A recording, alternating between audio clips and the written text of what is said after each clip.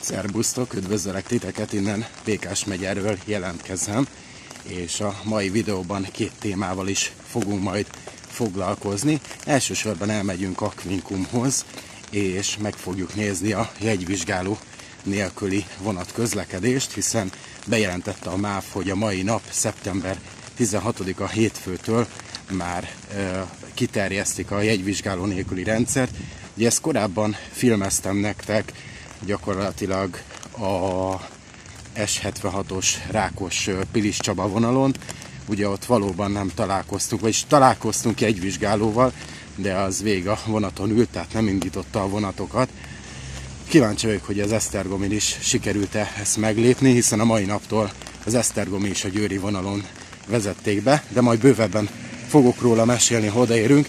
Elsősorban szeretném megemlíteni a tegnapi videómat. Ugye nagyon sok videó érkezett az utóbbi héten, hiszen ugye tudjátok, hogy szabadságon voltam, és hát kaptam hideget, meleget a tegnapi videóval kapcsolatban, ahol a M4-es metrónak a visszafordítását néztem. Valaki azt írta, jó, nyilván már megtanultam a negatív kommenteket kizárni, és nem foglalkozni vele, sőt néha nagyon jót nevetek rajta. Kaptam hideget, meleget, egy-kettőre reagálnék csak. Az egyik ilyen komment az volt, hogy hát a metró üzemi területére hogy mentem be. Ezt csak azért emeltem ki, hogy akinek nem volt világos és tiszta, hogy mi történt ott, ugye karbantartás miatt délig a vonatok gyakorlatilag csak Szent Gellért tér és Kelenföld vasútállomás között közlekedtek, ami a valóságban gyakorlatilag úgy nézett ki, hogy megérkezett Kelenföld vasútállomás felől a metró szerelvény utasokkal tele, megállt a Szent Gellért téren, és hát ugyanarról a peronról, ahol leszálltak, ugyanoda felszálltak Kelenföld felé utazók, így nem kellett elhagyni a szerelvényt, hanem egyszerűen az állomáson irányt váltott, tehát nem ment semmilyen üzemi területre.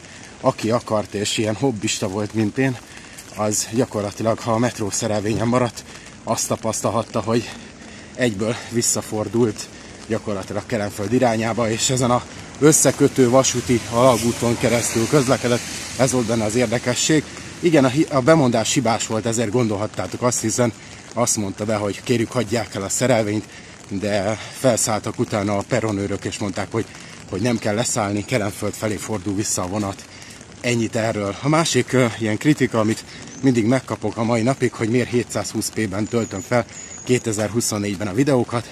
Ennek egyszerű oka van, azért, mert egy régi Huawei Y7-es telefonnal videózok, és annyira tele van a tárhelye, ennek 32 gigáig, és a belső tárhelye meg 32 gigáig bővíthető, hogy elértem a maximumot. Emiatt gyakorlatilag az, hogy én 1080p-ben egy 10 perces videót átkonvertálja, több mint 3-4 gigabyte szabad helyre van szükség a videó felvételeken felül, és ennyi nem áll rendelkezésemre, úgyhogy így tudok trükközni, hogy nem maradjatok ki az élményből, hogy igaz, hogy rosszabb minőségben, de kikerül a videó, de ezt orvosolni fogjuk, hiszen gyakorlatilag jövő hónapra már talán összegyűlik az a pénz, amiből veszek majd egy új telefont, és igen, én gyakorlatilag még egy olyan youtuber vagyok, aki alig haladta meg a 2500 feliratkozót, úgyhogy nincsenek millióim a YouTube-ból, ezért ha valakinek így is tetszenek a videóim, az úgyis megnézi, a többi kritikát meg magas ívből letoljom. Na, tartsatok velem, mert nagyon hosszú lesz ez a felvezető, irány Aquincum.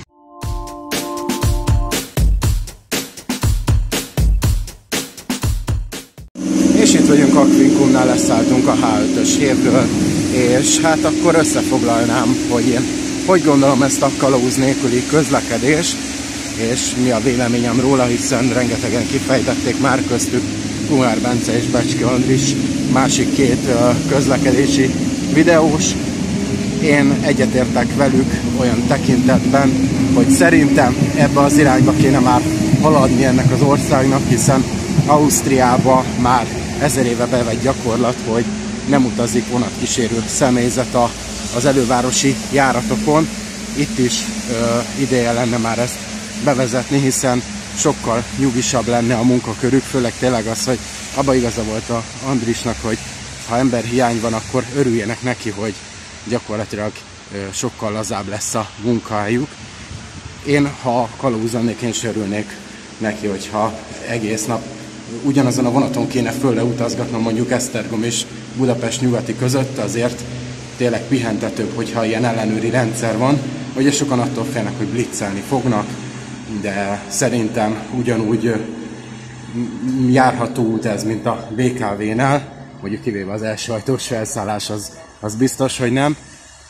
Szóval sokkal lazább lenne a munkakörük, sokan ugye attól félnek, hogy azért utaznak rajta olyan alakok is, akik be vannak drogozva, vagy zaklatják az utasokat.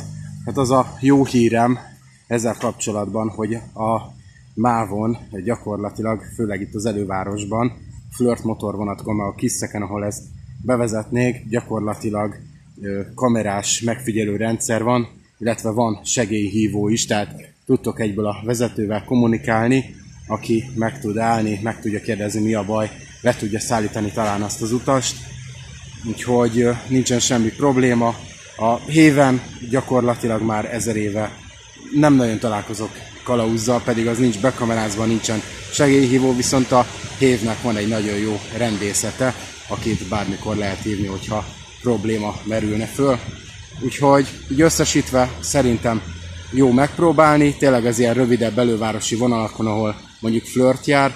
Valóban az egy jó kérdés, hogy mennyire látja be a motorvezető mondjuk az íves megállókat, de ott meg simán ki lehet építeni egy kamerarendszert, ami például Aquincumnál is van, hogy a hévvezető is gyakorlatilag egy külső monitorról kamerán keresztül látja a járműnek a hátulját. Úgy látszik, a MÁV nem készült fel erre. Már 11 perc késésben van az esztergomi. Hát igen, ez az egyetlen hátulütője, hogy itt, amióta felújították ezt a vonalat, nagyon jó ütemes menetrend volt, de gyakorlatilag ez a kalauz nélküli közlekedés szétveri az egész menetrendet, hiszen vannak olyan állomások, ahol a ívekbe hiába járnak szóló flörtök, amik még a 80 métert sem haladják meg, nem látja be a hátulját a mozdonyvezető, úgyhogy, vagy mozdonyvezető, hát már motorkocsi, úgy mondom vezér nem látja be a hátulját, és így kalauz nélkül nehéz elindítani. Mondjuk egy tesztüzemben én azt nem értem, hogy ezeken az állomásokon, ahol mondjuk ív van, és még nincsen képítve a kamerarendszer, ott például igazán besegíthetne a vonatkísérő személyzet, és a többinél, ahol például ez Aquincum, ahol meg belátja, ott meg lehetne kísérleti jelleggel akkor így közlekedtetni a vonatot. Tehát nehogy azt higgyétek, hogy nincsen egyáltalán kalauz a szerelvényeken, mert ugye az S76-on is, amikor voltunk, bár én úgy hallottam, hogy ott végül nem vezették be, de videóra kaptam, hogy gyakorlatilag nem indította el senki a motorvonatot, de attól függetlenül ott ült a kalauz, és ellenőrizte a jegyeket. Most mondja be a késést. Majd kíváncsi leszek, majd Újpesten fogjuk majd filmezni ezt a jelenetet. A MÁV már az első nap elbukott. Nézzétek meg, mennyi késés. 10 perc késéssel meg is érkezik a szóló Flirt. Eléggé lassan és óvatosan, ugyanis nem csak az időjárás az ellensége, hanem a kalauz nélküli közlekedés is most már. És nincs kalauz, úgyhogy önmagától kell elindítania a vonatot a vezérnek. Ezt ugye hangos bemondással teszi külső mikrofonokon keresztül, ahol ugye figyelmeztetik az utasokat, hogy fejezzék be a fel- és leszállást. Az ajtók záródnak, és kihalad kalauz nélkül. Hát ugye a kis szem még van, mert azért ez elég hosszú, bár kíváncsi vagyok most, hogyha már így beállt mellé, hogy van-e kalauz. Nincsen, hátul, elől se látok, de ott van, csak most nem filmezem le. Ott van hátul a utolsó előtti ajtónál, úgyhogy őt most nem fogom lekamerázni. De igen, hát a kisznél még kell, azért ez elég hosszú ahhoz, hogy kalauz nélkül közlekedjen, ezt már nem látja be a vezér. Ugye pedig ez is Z72, úgyhogy csak a szóló flörtöknél került ez bevezetésre jelenleg, ami gondolom kevesebb, mint 80 méter, ha jól tudom. Így biztonsággal elindítható a szerelvény, meg biztonsággal belátható a teljes hossza.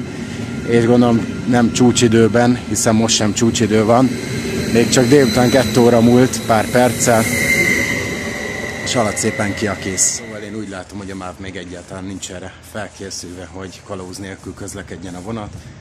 hogy ezt megszokják, hiszen mondom, ez a vonal, ahol évekkel ezelőtt tűpontossággal, tényleg a japán vastat megszégyenítő módon időben érkeztek a vonatok, gyakorlatilag már az átlagos a 5-10 perc késés, ami nem sok valójában, csak fel tudja borítani az egész napi menetrendet, hiszen nem tudnak időben akkor visszafordulni a fejpályaudvaron. Kíváncsi leszek, hogy ez hogy fog beválni. Mondjuk elég nagy fejetlenségnek tartom, hogy még a Rákosi vonalon se vált be nagyon. Egyből most már bevezették a mai nap folyamán itt a Esztergomi meg a Győri vonalon, és követni fogja majd a újszászi vonal is, meg a Gödöllő is, meg a Székesfehérvár is, úgyhogy októbertől gratulálok nekik. Valamit ki kéne találni, legalább be kéne fektetni pénzt arra, hogy mondjuk hatalmas tükröket, mint a Hévnél elhelyezni a peron végébe, és akkor a szerencsétlen vezető jobban belátná, vagy a kamerarendszert rákötni, és egy monitorról tekinthetné meg. Na mindegy, megyünk tovább most a belvárosba, a vasúti témától elkanyarodunk, ugyanis áradás van, és ezt szeretném nektek most filmelni. Közben meg már itt vagyunk a Jászai Mari térnél a Dunaparton, és az áradásról szerettem volna egy kicsikét beszélni, hiszen hát igen, eddig azért panaszkodtunk, hogy majdnem több hónapig nem esett az eső, és szárazság volt, meg 40 fok. Most viszont egyszerre lezúdult egész Európára, és olyan áradások jöttek létre, hogy például Lengyelországban, meg Ausztriában is több helyszínen gyakorlatilag víz alá kerültek települések, és Bécsben is egész nagy problémákat okozott. Tegnap láttam olyan videókat, hogy például a 4-es metrót is, az U4-est le kellett zárni, hiszen gyakorlatilag annyira kiöntött a Duna, illetve ott a mellékág, hogy járhatatlan több bécsi utca is, és sajnos ez vár most Budapestre is, az elkövetkezendő egy hétben fog tetőzni majd. Tudjátok, hogy nem vagyok katasztrófa turista, meg az ilyen témákat azért helyén kezelem, bár itt szerintem semmilyen emberi élet nincsen veszélyben, hogy videózzam. Én azokat a katasztrófa videókat utálom, ahol egy-egy ilyen vonatbalesetet filmeznek, és most tudom, nagyon sok videós társam megsértődik ezen, de nem tartom túl etikusnak.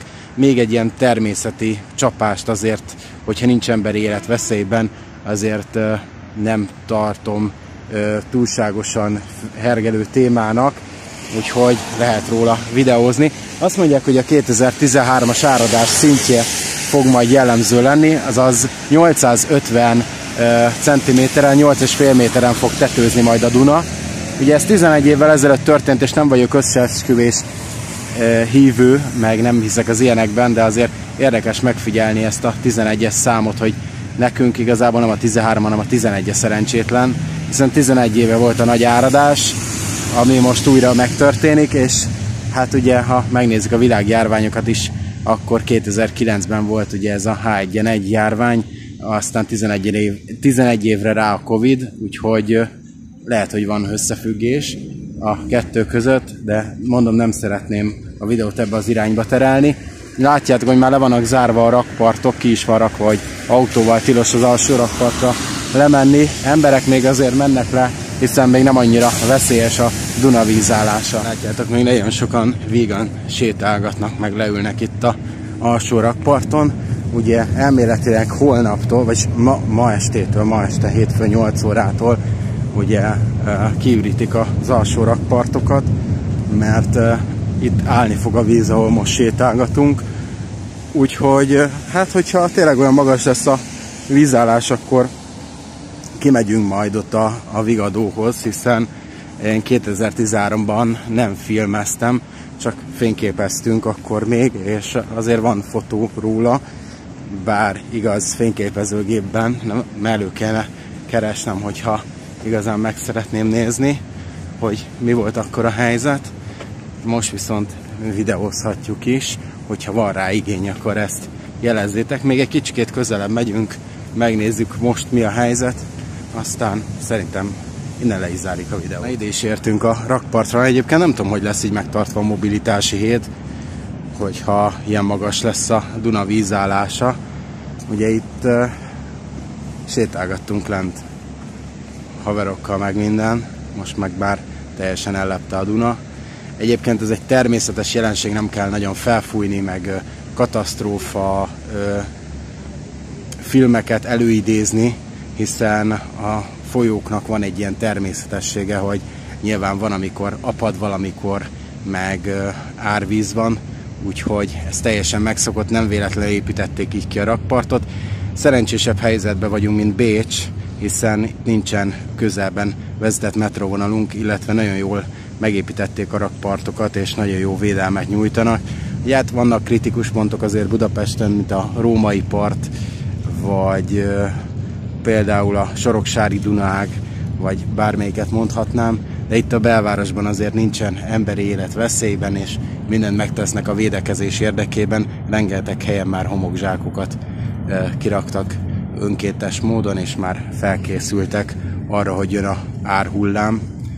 Érdekesség viszont, tehát nekem nem katasztrófa film jut eszembe, hanem inkább csak érdekesség ezt filmezni, és ritkán lát ilyet az ember, úgyhogy minden erőmmel azon leszek, hogy majd megörökítsem, ha eljut arra a szintre. Szóval egyelőre még csak ennyi látható az egészből. Mondom, a hét közepére fog majd tetőzni, úgyhogy ha lesz rá lehetőségünk és van rá igényetek, akkor kijövünk és majd filmezni fogom. Persze nem innen, mert innen már nem fog tudni állni, hanem majd a felső rakpartról, oda a Vigadótól meg fogjuk nézni, hiszen ott látványosabb, amikor gyakorlatilag a hajóállomás eltűnik a víz alatt, úgyhogy lesznek majd róla videók, remélem tetszett nektek ez. Ha igen, akkor mindenképpen lájkoljátok, írjátok meg a véleményeteket ezzel a kalauz nélküli közlekedéssel kapcsolatban. Én, aki egyébként parázok az ilyen rossz arcú emberektől, azért egy flirt motorvonaton még biztonságban érzem magam. Én arra leszek kíváncsi, mondjuk csak Gödöllőig vezetik be, ha jól tudom ezt az egészet, de mi van, hogyha Egerig bevezetik, ott azért eléggé félelmetes alakok szoktak utazni a Aszód-Bag magasságában, mondom, akárhányszor arra mentem, majdnem történt valami rablás kísérlet, ott azért parásabb, hogyha nincs vonatkísérő személyzet, de azért bízunk benne, hogy a vészhívó fog majd működni, hogyha probléma lenne. Kíváncsi vagyok a véleményetekre, innen megköszönöm a figyelmet, köszönöm, hogy ma velem tartottatok, és iratkozzatok fel a csatornára, érjük el idén a 3000-et, ehhez már csak körülbelül 400 feliratkozóra van szükség. Sziasztok!